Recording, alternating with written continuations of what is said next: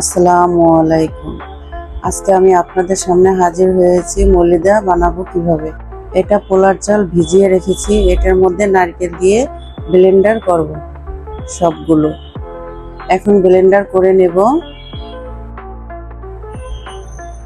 ডাবটাকে কেটে ফ্রিজে রাখা হয়েছে কতগুলো ডাব, তারপরে তালের শাঁসও কেটে ফ্রিজে রাখা হয়েছে। ওগুলোকে সুন্দর করে ছোট ছোট করে কেটে নেব। এটাকে ভালো করে কেটে নিয়ে মিশ্রণ করে নেব চালের গুঁড়িটার সাথে। এর মধ্যে একটু আদা দেব যাতে পেটে ব্যথা না হয়। এভাবেই মলিদা বানানো হয়। এভাবে সবগুলোকে একসাথে মিশ্রণ করে মলিদা বানানো হয়।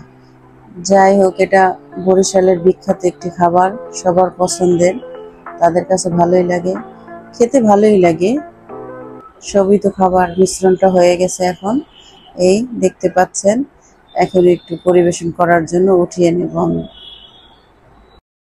দেখেন কত সুন্দর হয়ে গেছে, খেতেও সুস্বাদু, ভালোই লাগে। তাহলে এটা হলো আজকে বরিশালের বিখ্যাত একটি প্রিয় খাবার। খাওয়ার জন্য, পরিবেশন করার জন্য একটি গ্লাসে ঢেলে নিলাম। এখন টেস্ট কেমন হয়েছে দেখব। এই তো, এইটা হলো আজকের মলিদা রেসিপি।